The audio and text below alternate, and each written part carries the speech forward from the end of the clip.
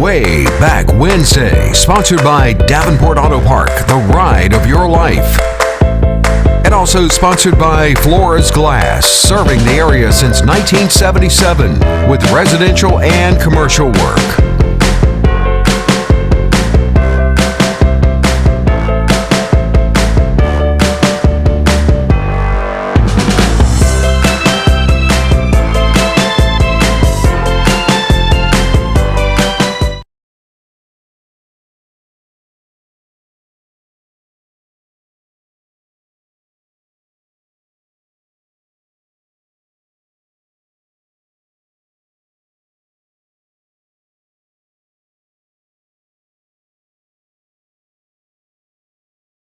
Well, good evening, folks, and welcome to another episode of Wayback Wednesday. I'm Randy Adcock. So glad you could be with us tonight.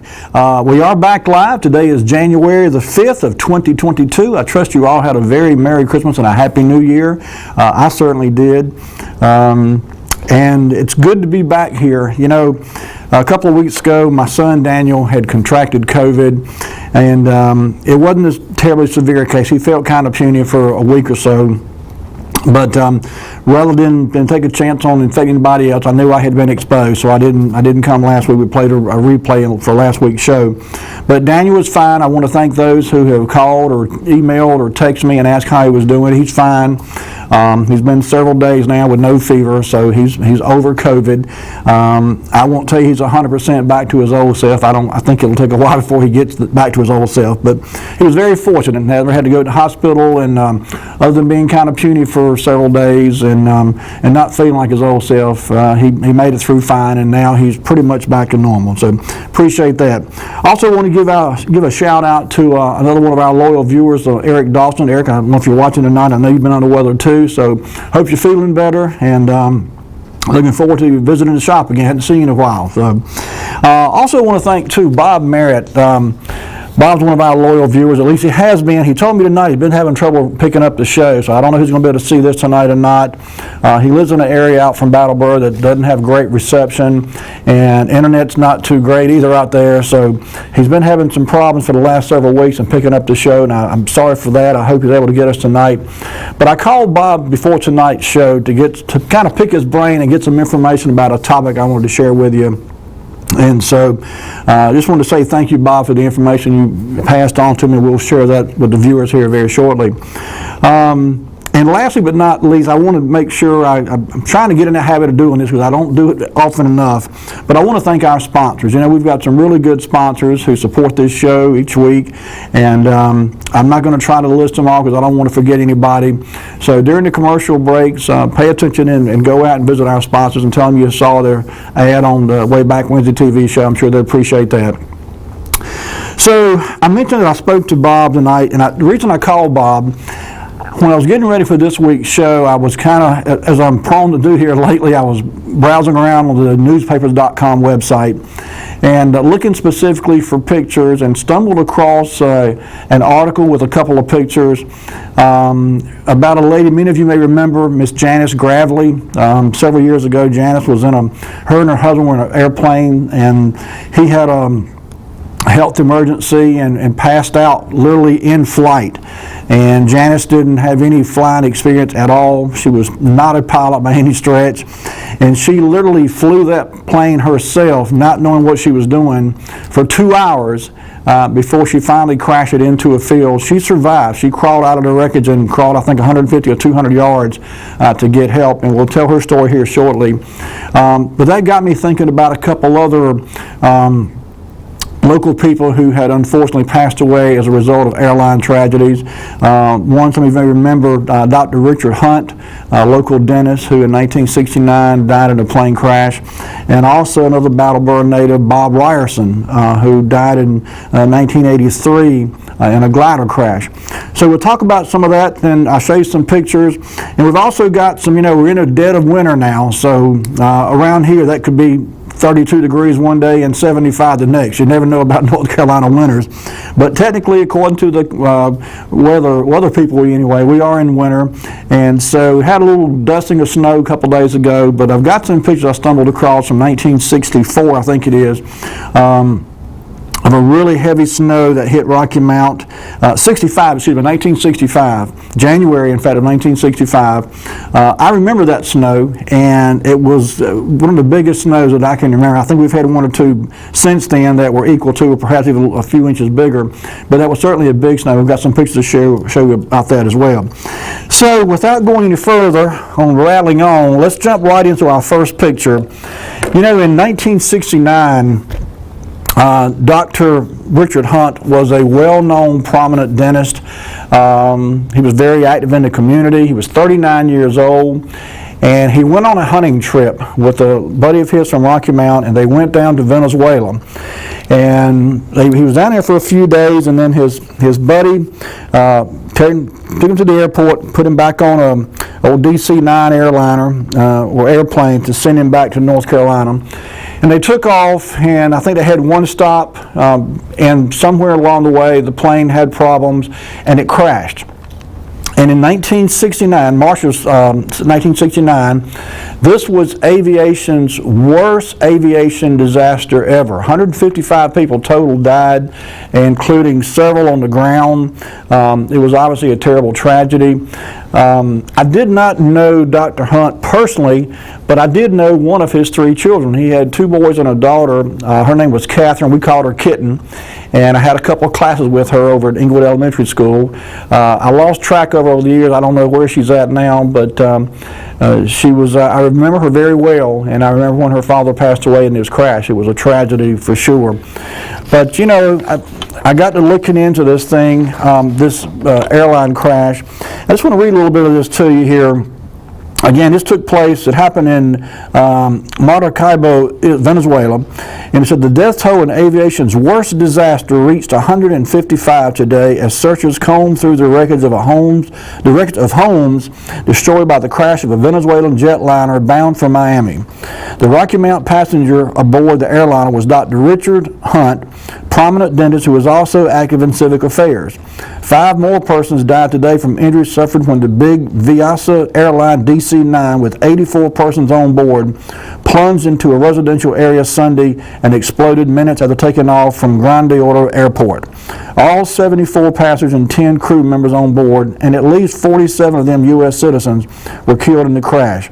Authorities estimated that at least 71 persons have perished on the ground and fears the total would increase as the grim search continues. You know, there's been so many plane crashes in the last 50 years. It's hard to imagine that this, at that time, was the worst. We certainly had airline crashes with more deceased people. But in 1969, 155, and I suspect the number was actually more than this. This was a few days after the crash, and they were still combing through the wreckage of houses on the ground that were destroyed when the airplane hit the ground. And so they knew everyone on board the aircraft perished, but there's a possibility they found even more than this 155 when they finished tallying up those who died on the ground when the airplane crashed at that residential section. Tragedy for sure. I'll leave the next picture, if you would, picture number 2. This is for those that may not remember Dr. Hunt. This is a picture of him. As I said, he was very young, 39 years old, and he was, you know, very active. He was several civic clubs in Rocky Mount. He actually, I'm going to read a little bit about this too. I know it's hard to read on your screen there. It says, Dr. Hunt, a native of Rocky Mount who was active in church and civic work here, was returning from a week's visit with friends in Venezuela. He left Rocky Mount Saturday, March the 8th, to do some hunting with C.N. Barnes, formerly of Rocky Mount, who is now working in Venezuela with the Brown and Williamson Tobacco Company. But anyway, it said Dr. Hunt was married to the former Francis Rosemond of Hillsborough. He was a son of Mr. and Mrs. Richard Fred Hunt, who was also, of course, a dentist. And it said survivors include his sons, Richard, age 6, and David, age 3, and a daughter, Catherine, age 9. But in any case, again, a tragedy at 39 years old, taken way too soon. And I had forgotten a lot of the details about this crash. In my mind, when I stumbled across the article about Janice Gravely, I was thinking that Dr. Hunt had died in a single, by himself in one airplane. It was only after digging into this and pulling up these articles that I realized that he was actually certainly one of many who had died on a much larger airplane than what I originally thought. But you know, he was, as I said, he was very active locally. I run across a picture that appeared in 1975. Lee, if you would, let's go to picture number 3. In 1975, this picture appeared in the Rocky Mount Telegram. Now, the picture itself was taken many years earlier. In fact, they didn't even identify in this picture when it was taken, only that it was taken sometime earlier. But these are former Eagle Scouts in Rocky Mount. Some of you may recognize some of these names, and you may spot yourself if you were an Eagle Scout in Rocky Mount before 1975. But it said this photo of one group of Eagles, all from the same troop, was taken some years ago when they received their badges. From left to right, they are the late Dr. Richard Hunt, prominent dentist who was the victim of a tragic airplane accident in Chile. Kemp Dozier, executive with the Tobacco Agency in Richmond. Dr. Ben Fountain, head of North Carolina Secondary Education Program. J. Brian Scott, prominent Rocky Mount attorney. Dr. Alvin Hooks, a college professor. Dr. Billy Qualls, a dentist in Gastonia, and the Reverend Gene Gerganis, who became a much written about missionary to Bangladesh. So all these young men were Eagle Scouts from Rocky Mount. Not exactly sure. The picture appeared in 1975. And like I said, this was several years before Dr. Hunt passed away in his tragic plane crash. But in any case, that was something else I did not know about him, that he was a former Eagle Scout here in Rocky Mount. So a little bit of history there. At the top of the show, I mentioned Janice Gravely. I remember hearing about this story too, and I couldn't remember any details about it, only that, you know, she survived and her husband did not. And so I went to digging, and I found a couple of articles and even a picture of her. So, Lee, if you would, let's put this next picture up. This actually appeared in the Telegram in January of 1982. And it tells the story of what happened. I won't read the whole thing, but I'll kind of gloss over it for you here.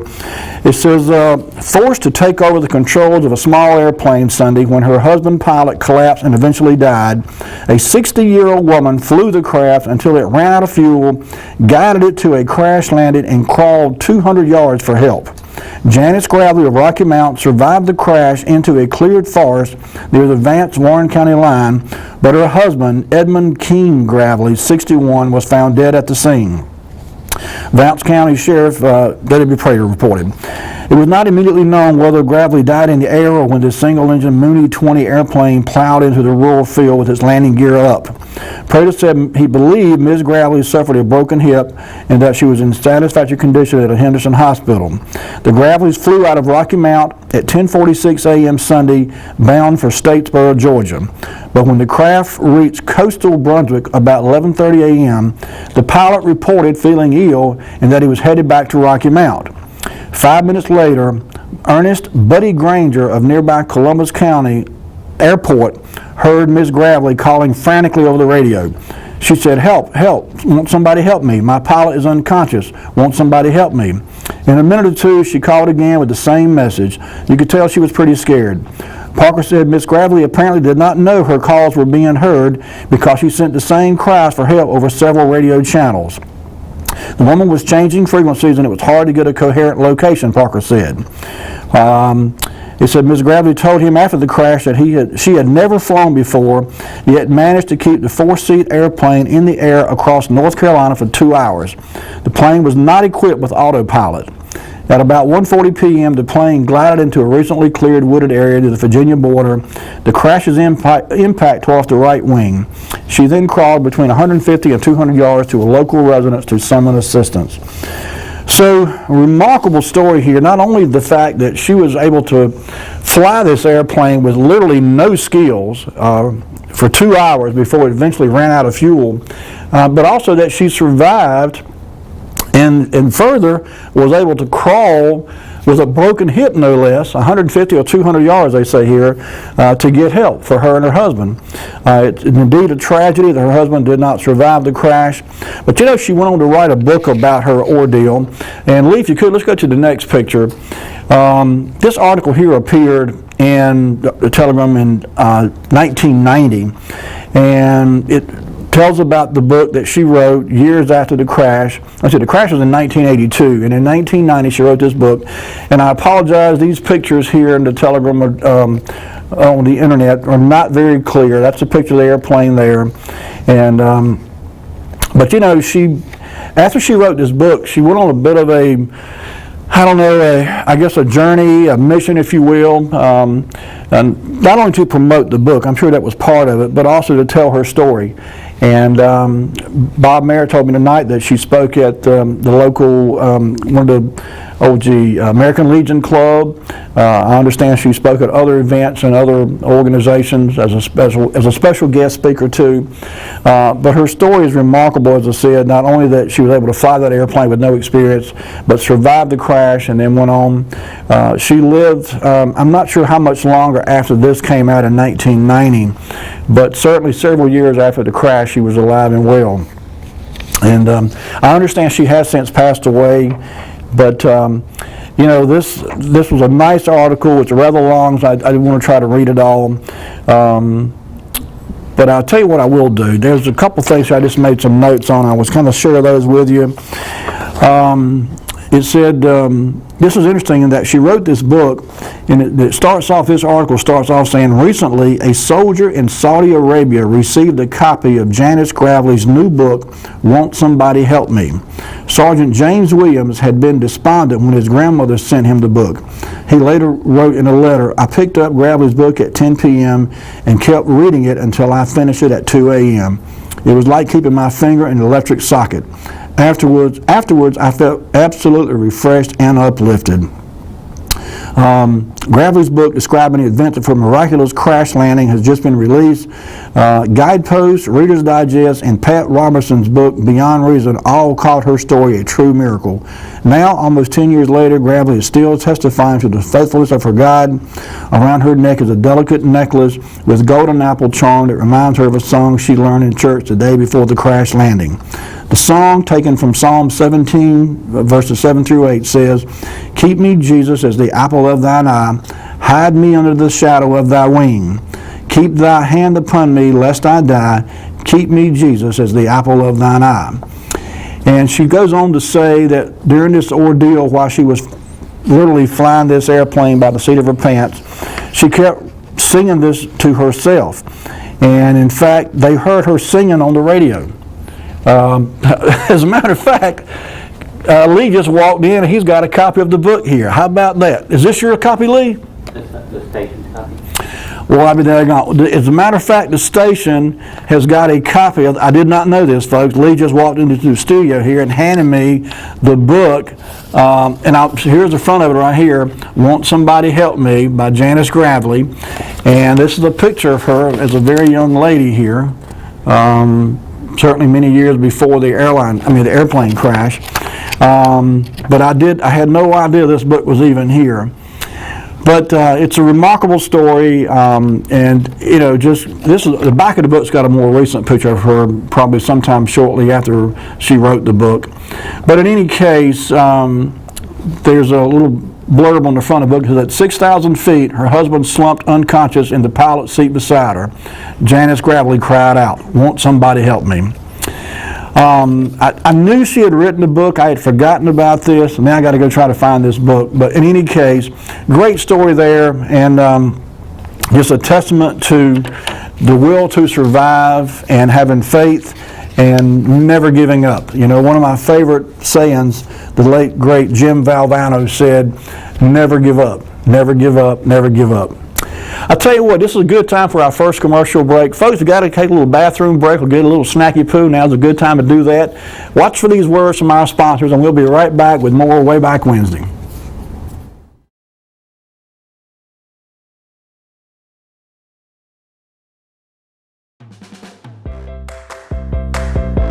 You're now watching Way Back Wednesday, sponsored by Davenport Auto Park, the ride of your life. And also sponsored by Flores Glass, serving the area since 1977 with residential and commercial work.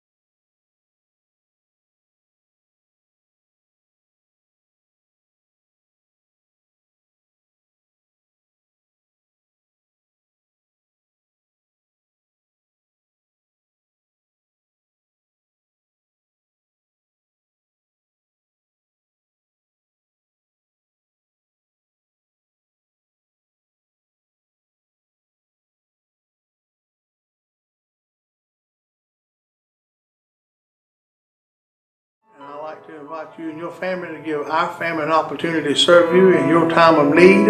And we offer a full line of funeral services, everything from visitations to graveside services to cremations on site with a live crematory, as well as a banquet hall to meet the catering needs of our families that we serve. We offer catering service. We offer refreshments prior to visitations and services of our family. And we want to invite you to come and experience the difference here at Cornerstone Funeral Home.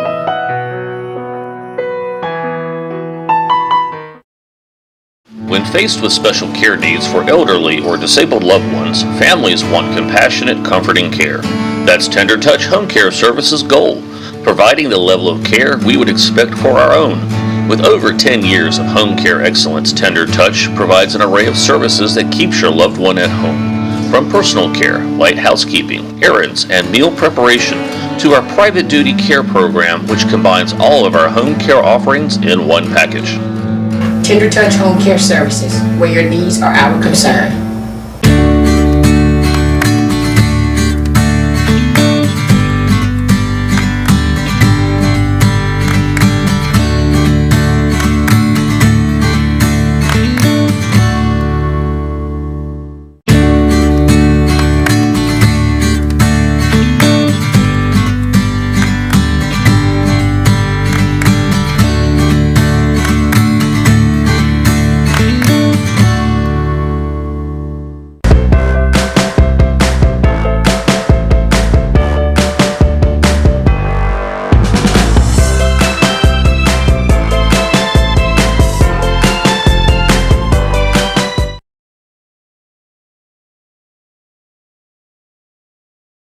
And we're back.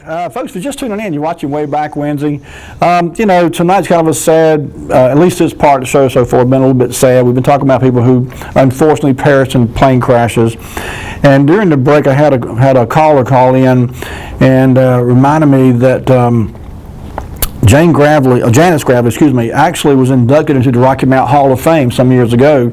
In fact, she died not too many years ago at age 99. She lived to the ripe old age of 99 years old. In any case, also during the break, I was thumbing through this book that she wrote, and there are some really neat pictures here of her life and her family, and even pictures of the plane. So what I'm going to do, I didn't know the station had this book, but I'm going to take it back home with me, and I'm going to scan these pictures, and I'll share some of these with you on next week's show, because there's some really fascinating pictures here of her and her family and the airplane, and these are actually much better pictures than what I found on the internet, in the Rocky Mount Telegram's, newspapers.com website, I should say. So anyway, we'll do that next week, but thanks to those that have contributed to this, and we'll be talking more about Janice Gravely and her ordeal, I'm sure, to come. I mentioned at the top of the show that I had stumbled across Janice Gravely's story first, and when I stumbled across that story, it reminded me of these other stories I'd heard about and remembered hearing about in years past about people from Rocky Mount who had unfortunately perished in a plane crash. And Dr. Hunt was certainly one of the first ones I remember. Even though I didn't know him personally, I did know his daughter, and so I had a personal connection there with the family. And in later years, I remember hearing about Bob Ryerson from over in Brattleboro. Bob Ryerson's story is in itself a remarkable story. He was a graduate of the United States Military Academy at West Point. He served in World War II in Italy. He was a fine military officer in his own right, but I guess home called him back after his commitment to the military was finished. He came back to North Carolina in Brattleboro, went into the farming business, and was a very prominent farmer in National Edgecombe counties. He actually had several awards that he was awarded. In fact, Lee, if you would, let's go ahead and put up picture number 8, I think is our next picture. And this is actually an article that appeared in February of 1957 in the Rocky Mount Telegram. And it says, Brattleboro man named outstanding local farmer. And that there in the middle of the picture is Bob Ryerson as he looked in 1957. And this is I'm not going to read this whole article, but just kind of give you a little insight into the gentleman.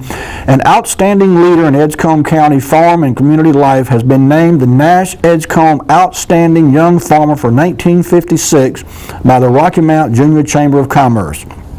Robert K. Ryerson of Brattleboro has won this coveted award and has been entered into a competition for the state's award for the Outstanding Young Farmer of 1956.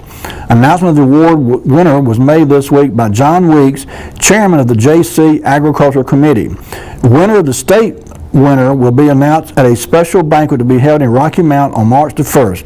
4th District Congressman Harold Cooley will be the main speaker for this occasion. The local JCs will sponsor this event.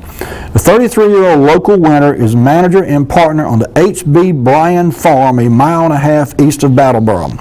The management ability of the award winner is reflected in the worth of the Bryan Farm today as compared to it at the beginning of the farm investment. Total worth of the land and buildings today is $35,200 as compared to the $18,000 worth of it at the time of the original investment. Keep in mind, this was in 1956. And, you know, unfortunately, there's not as much focus and not as much emphasis put on farming news today as it was in the 30s, 40s, 50s, and even into the 60s for that matter. But this was, you know, this was an accomplishment. This young man come out of the military and went into farming, and by any measure, I should say, did very well for himself. Did a great job with the farm. And this next picture, Lee, if you will, let's go ahead and put up the picture number 9. He was actually into dairy farming too. He says, I produce Rocky Mount's finest milk because it's hometown fresh. Mayola Meadowbrook is the only dairy bottling milk in Rocky Mount. It comes fresh daily from dairy farms right here in Nash and Edgecombe counties. Nothing could be fresher or finer. You'll find Mayola Meadowbrook in handy cartons at your store and sparkling glass at your door. And you know, the Mayola Meadowbrook Meat Company, Mayola Meadowbrook, I'm assuming this was pre-runner to the Mayola milk place over on Thomas Street in Rocky Mount. I'm not sure exactly. It doesn't give an address here. It just says the Mayola Meadowbrook, so I'm guessing it was somewhere over in the Meadowbrook section of Rocky Mount. But the point is, he was an outstanding farmer, obviously. He was into dairy business. And understand that he and another gentleman, Mr. Davis, got into flying gliders as a hobby, Mr. Davis being a former U-2 pilot and former commercial airline pilot. And the two gentlemen had bought, I guess, a couple different gliders, and they both learned to fly, and they were both accomplished glider pilots. These were not two gentlemen out here on a foolish folly. They knew what they were doing.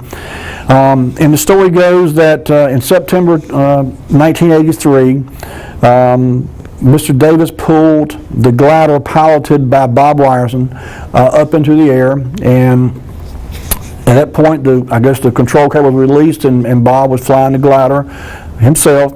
And of course, this is a glider, so there's no engine. You have really, you know, the glide capability of the plane itself, and then, you know, you ride the air currents and the thermals, as they call them. But in any case, apparently, the story goes that Bob was trying to get control of the plane, and for whatever reason, he was too low to the ground, I guess, like 100 feet, 150 feet off the ground.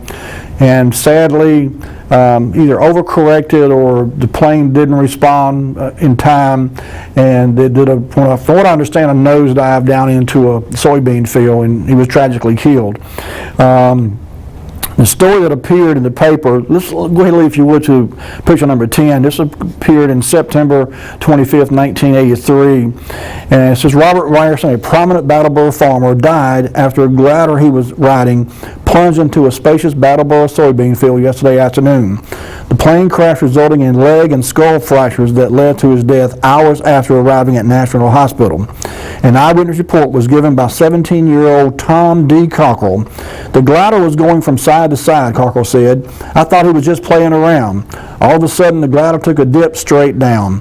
Cockrell was driving on State Road 1407 in front of the field at the time. The injured Ryerson was taken to the hospital by Stony Creek Rescue Squad. An emergency spokeswoman at Nash General said Ryerson was tied up in the emergency room for a couple of hours, and Dr. Ben Winters was the emergency room physician who treated him. Sadly, his injuries were just too much to overcome, and he died, I think, that same day. But you know, I knew his wife, Betty Ryerson. I never had the opportunity to meet Bob. I was in the military when this unfortunate tragedy happened, and so I was not here at the time. But in later years, I got to meet his wife and became very fond of Betty Ryerson. She is herself an icon in the Brattleboro community. I understand now she is moved into an assisted living center somewhere out on Gold Rock Road, I think it is. But super nice lady, kind of reminds you of the old southern lady, I guess you'd say. But in any case, Bob Ryerson and Betty were married and shared many good years together before his tragic death in 1983. His obituary, and Lee, go ahead and put up picture 11. This is his obituary here. And it says, Robert Keith Ryerson, 60. He was 60 when he died.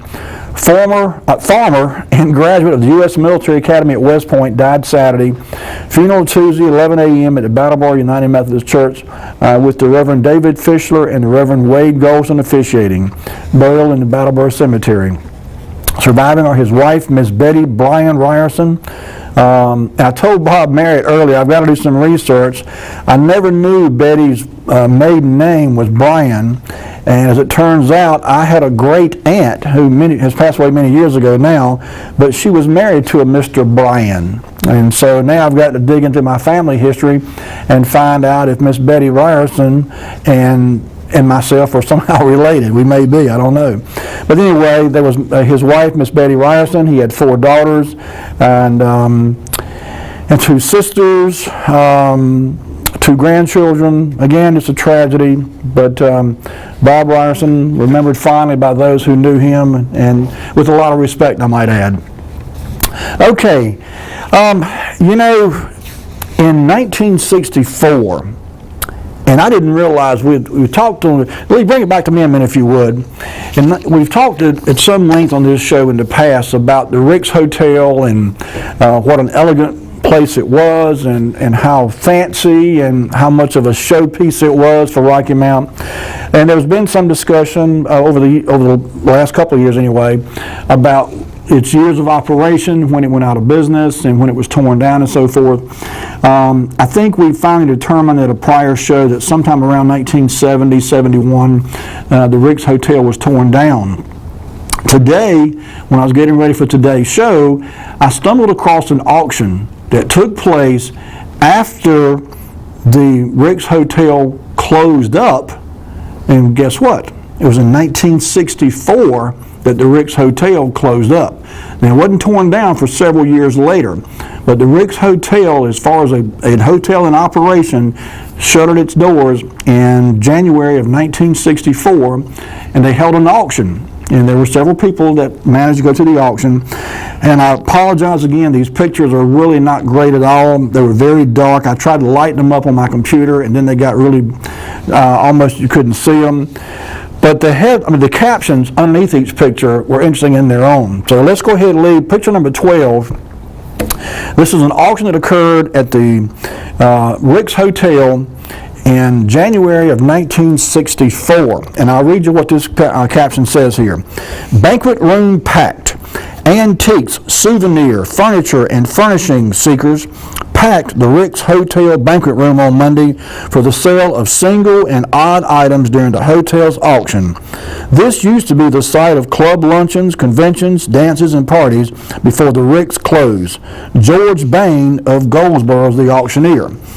So this picture is not very clear. Again, I apologize. This is one that I found in the Rocky Mount Telegram that appeared in January of 1964. So I screenshotted this one. And then there was 2 or 3 others that I found, and they're all, again, not really great quality pictures, but the caption tells a bit of a story, and that's why I wanted to share these with you tonight. So, okay, Lee, if you could, let's go to picture number 13 then. And picture number 13 is actually a picture of Mr. Colonel B.B. Butler of Butler Auction of Warrenton starts the sale of the lobby clock in the Rick's Hotel during the auction on Monday. Butler was in charge of the auction for the R.H. Rick's estate, which owns the hotel. The 54-year-old hotel went out of business on December the 1st. So this was in January of 1964 that this auction took place. The Rick's Hotel officially went out of business December the 1st of 1963. And it was some 8 or 9 years later, somewhere around 1970, 1971, that it was finally demolished and torn down. I didn't realize there was that long a span in between the time that the Ricks went out of business and the time it was torn down, but this article actually kind of lays it out pretty plainly, that December 1st, 1963 was when the Rick's Hotel went out of business. Okay, Lee, the next picture, number 14, if you would, and this is even worse than the first picture. And again, I shared these not because the picture quality itself was anything to look at, more so because of the captions. And I wanted to read this caption to you here too. It says, bowls and pitchers. Various kinds of bowls, trays, and pitchers catch the eye of two discerning patrons of Rick's auction, Mrs. Robert Ryerson, and yes, that's Bob Ryerson's wife, and Mrs. Bruce Fly of Brattleboro. Throngs were attracted to each counter where the auction progressed.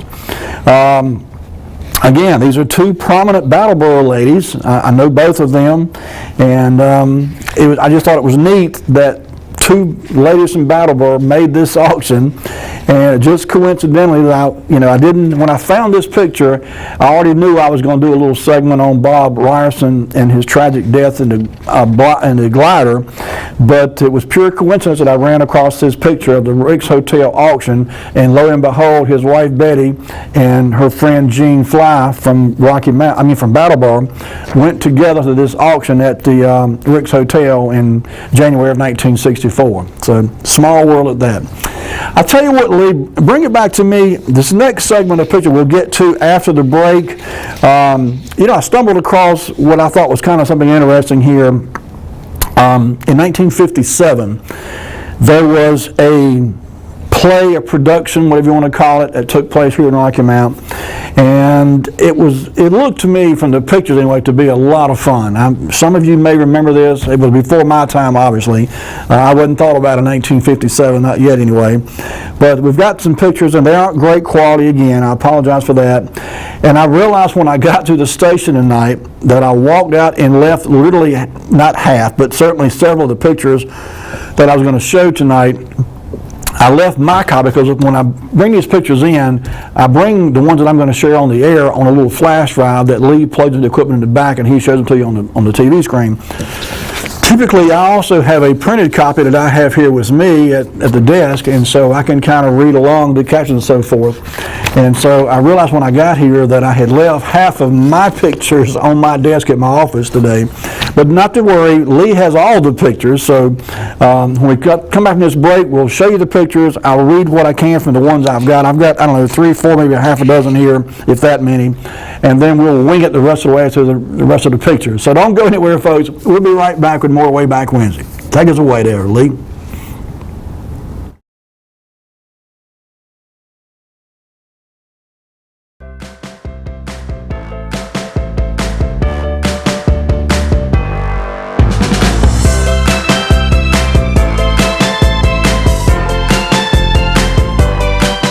I'm Daniel Moss, owner of Cornerstone Funeral Home, and I'd like to invite you and your family to give our family an opportunity to serve you in your time of need. And we offer a full line of funeral services, everything from visitations to graveside services to cremations on site with a live crematory, as well as a banquet hall to meet the catering needs of our families that we serve. We offer catering service. We offer refreshments prior to visitations and services of our family. And we want to invite you to come and experience the difference here at Cornerstone Funeral Home.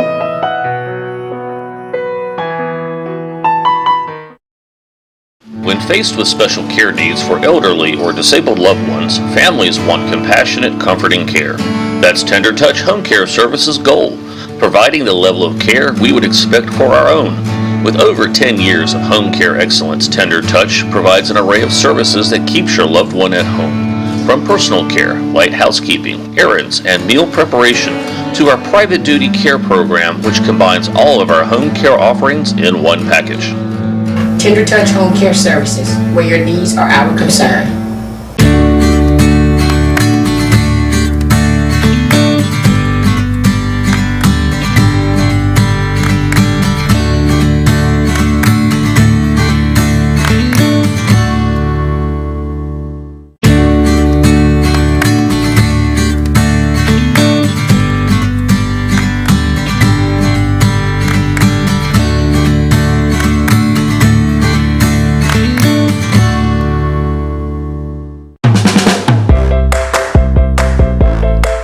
Watching Wayback Wednesday, sponsored by Davenport Auto Park, the ride of your life. And also sponsored by Flores Glass, serving the area since 1977 with residential and commercial work.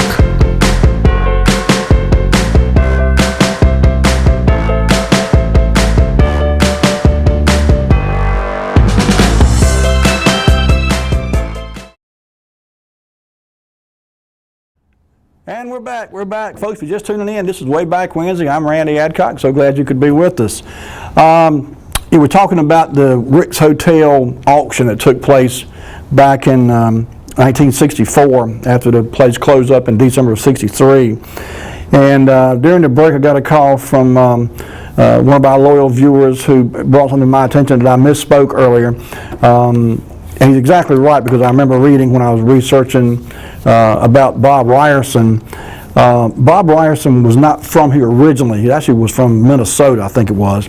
And but he came back here after his time in the military and married Betty Ryerson. Betty Ryerson's family had the farm, and it was the Bryan farm was her family, her parents and so forth.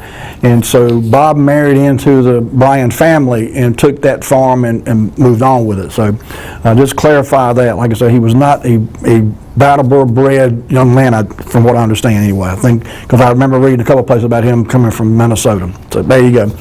All right, so before the break, I mentioned that I had stumbled across this play, if you will, that took place in 1957, and it was called The 57 Capers, C-A-P-E-R-S, and it was a combination of a musical, a comedy. I think it took place in the Rocky Mount Senior High Auditorium, and from all accounts, it was a fantastic event. And I just realized of the, let's see, how many was I supposed to have? 1, 2, 3, 4, 5, 6, 7 pictures. And again, all the pictures are here. I brought all the pictures, so we'll show you all the pictures. But of the ones that would have been my copies, I left 4 of them back on my desk. So the ones that I've got, I'll read the captions and we'll share them. These are a little better quality pictures too, by the way, than some of the prior ones we looked at earlier. So without further ado, let's jump right into picture number 14. And this is a practice session for the play, if you will. That's probably the last one from the auction right there. Yeah, so you can go into the next one. There you go. This is from March of 1957. They're practicing here, and it says, "It's hard work, but it's fun." That's what director Joe Landis and his cast of young men and women say after a practice session like this one. All photos by A.F. Harold Jr. Now, 2 things about this that kind of stuck in my mind. Number one was that we found yet another telegram photographer, Mr. A.F. Harold Jr. And I did a little bit of research, and I will share what I found with next week's show, because I wanted to get this other stuff out of the way before we delve into another photographer. But you know, over the last couple of years, we've seen untold numbers of pictures that were taken by Charlie Killebrew and Bugs Behringer, Larry Tucker, Al Rabel, and now we've found some pictures here by Mr. A.F. Harold, and so I'm kind of interested to see what I can come up with as far as pictures that he took. I had never heard of this gentleman before, but again, this was in 1957, and this first picture is of a practice that they had in preparation for the play that was to take place later on at the Rocky Mount Senior High School Auditorium. So, okay, Lee, next picture, if you would. And this is says on Moonlight Bay. That's not the song that Dolores Lamb, Harry Fowler, Linda Pittman, and Van Watson are singing, but it's in the right period. These four do an excellent rendition of a favorite Tar Heel song, Way Up in North Carolina. And so, again, this was kind of a comedy, a musical, a song and dance act, if you will. And, we've certainly had plays, and we still do here in Rocky Mount from time to time. I think a couple, 3 times a year, there's plays that are put on out here at the Dunn Center. I'm not sure when the last one was. I'm about certain COVID has placed a significant interruption in the events at the Dunn Center. But this is something I was not aware of, that these types of plays had taken place in the past. And the articles that went along with these pictures, and I didn't print the articles out, but there was literally almost a full-page article about this Capers show, a Capers 1957 show. And so it looked to be a lot of fun, a lot of public interest in it, and I'm not sure how many dates they played or how many shows they gave. I guess the proper lingo there. But by all accounts, it was a great show. So the next picture, if you would, Lee, this is called Red Hot Mama, and it said one of the funniest scenes in 57 Capers is this one. Doing the Red Hot Mama dance and song are Dot Booth, Elsie Osborne, Leslie Sellers, and Lillian Beechin. I'm not certain. I've got to do some research, but I think a couple of these ladies I remember, not in 1957, but in much later years. I think some of these names sound familiar to me. I've got to do some checking and see if these are who I think they are. They would have been very much elderly when I come along and would have been old enough to remember meeting any of these ladies because they're not, how should I put this tactfully, they're not spring chickens in this picture. I'm not sure how old they are, but in any case, they seem to be having a lot of fun. Okay, Lee, let's go to picture number 18 then, and see if you can zoom out on that. Let's just get, this was the actual article as it appeared, and I took the screenshots of each one of these pictures, and that's what I was showing you earlier. But it, again, by all accounts, was a huge success. A lot of people came to see this show. I'm not sure how many nights it played. I seem to recall seeing somewhere where it ran for 2 or 3 nights. Maybe, I don't know, maybe someone remembers going to this or being a part of it. But there you go.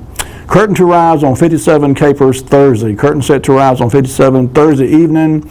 Music and comedy show sponsored by the BPW Club. That's the Business Professional Women's Club, I think, so what that stands for. But you see the Rockettes there. I think, Lee, the next picture, if you want to go ahead to number 19, again, these are just, there's Director Joe Landis in the center, Director of the Business and Professional Women's Club, 57 Capers, tells songsters Linda Daughtridge Leff and Sylvia Edwards to smile. The girls, students at West Edgecombe High School, are 2 of a cast of nearly 100 local people in the show.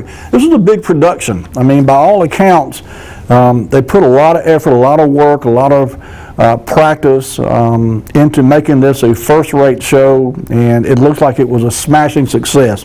Okay, let's go to the next, if we could, then. And I mentioned a minute ago about it was a song and dance. So several of the acts involved the participants either singing or dancing or both. And this was, can you zoom in on this a little bit for me, Lee? That bottom cap's a little bit difficult to make out, and this is one of the ones that I do not have my copy with me. I can make out, it looks like Gene Hammond makes a pass at singer Harry Fowler. There you go.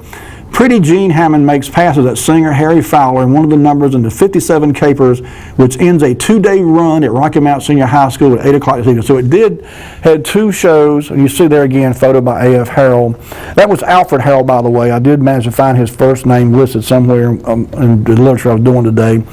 But in any case, it ran for 2 days. Not sure how many shows each day. It may have just been one. But 100 cast members, lots of production, lots of planning, lots of practice.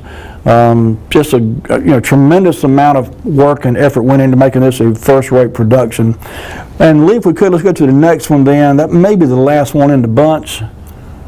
There you go. You can back out on this one so we can, there you go. Strutting Cowgirls. Rocky Mount's own Rockettes, dressed in cowgirl outfits, put final preparation on their precision dancing.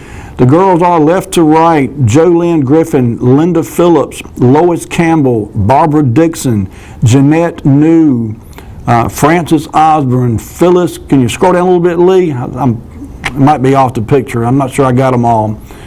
Okay, and scroll that so that the caption comes up a little bit. So there you go. Phyllis Respis, Linda Lewis, Barbara Gilbert, and Vanelle Green. Now scroll down. Let's take a good look at these pretty ladies here. Our own local version of the Rockettes. There you go. Down to the costumes, the boots. The hats. As I said, it was a first-rate production, and I'm sure it was a ball. I wish we could do something like that again here in Rocky Mount. I don't know that we'd get the same response it got 60 some years ago, but it looked a lot of fun anyway. I mentioned earlier that I run across some snow pictures from January of 1965. And I remember this snow. I was a little fellow, but I do remember it. And one of my fondest memories was jumping off the curb, and at the time would have been, I don't know, a little over calf-deep snow, and landing in the street in literally knee-deep snow, where it had drifted up there against the curb. I'm not sure exactly how much snow we got on this particular snow. I read somewhere 8 or 9 inches in some parts.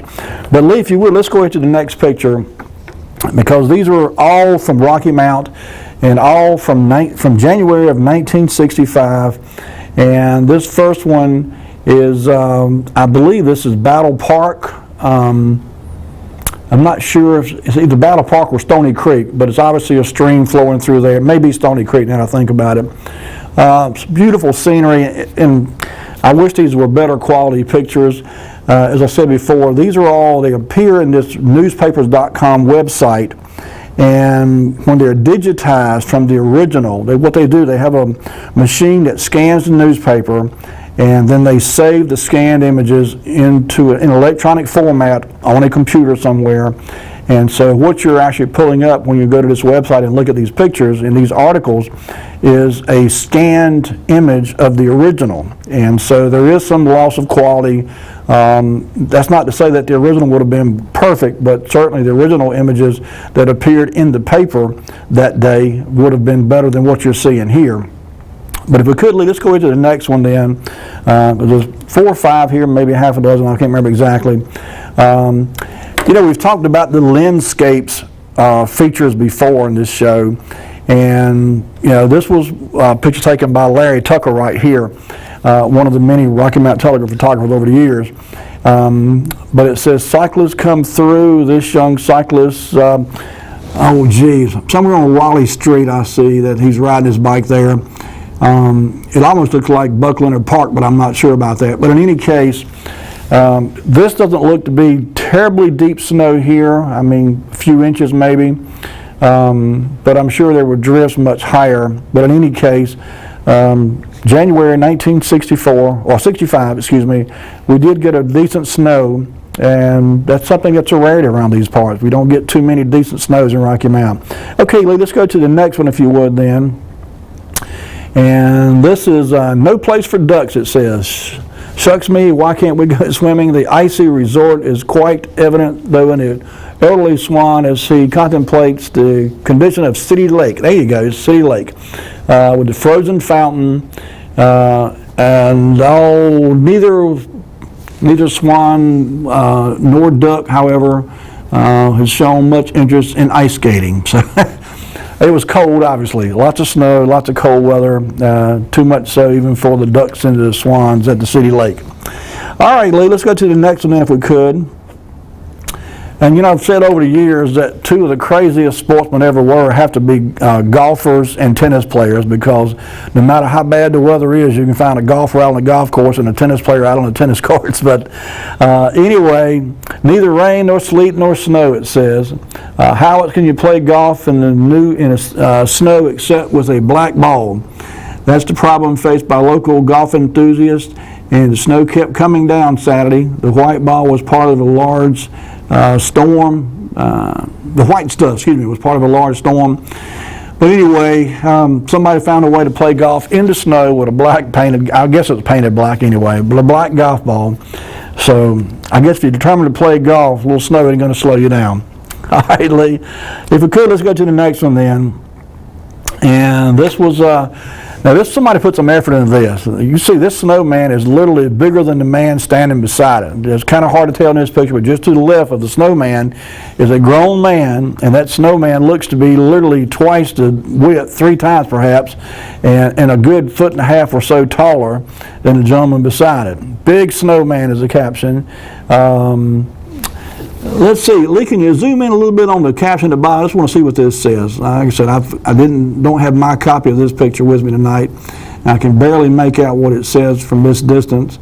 Okay, now scroll down to, that's a good looking snowman though, got a belt and everything.